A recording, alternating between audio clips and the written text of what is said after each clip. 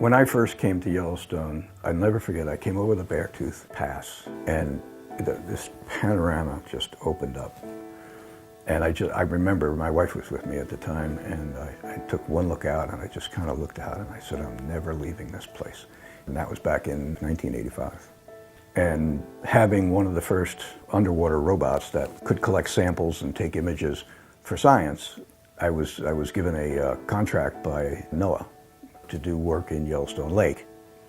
I was a one-man show, and I was able to design equipment that really served the needs of the scientists and to depths that they weren't going to be able to do with standard diving techniques.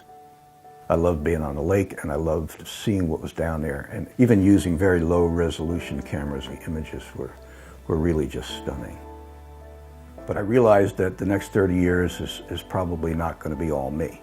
So when I started the foundation, I made a commitment to build a team of young engineers who were passionate about this, as passionate as I was when I first started. And in the last year, the foundation has grown significantly. We have mechanical engineers, we have electrical engineers, we have software engineers, we have video engineers. Some of these young people are just phenomenal. And I am absolutely confident that they not only have the talent, but they have the drive, the ambition. And I was convinced that the next generation could take this way beyond what I started. I feel I'm in a position to achieve the goal of creating a capability in Yellowstone that will be second to none for quite a long time to come. And it's Yellowstone. It's the first national park. It's the crown jewel of national parks in this country.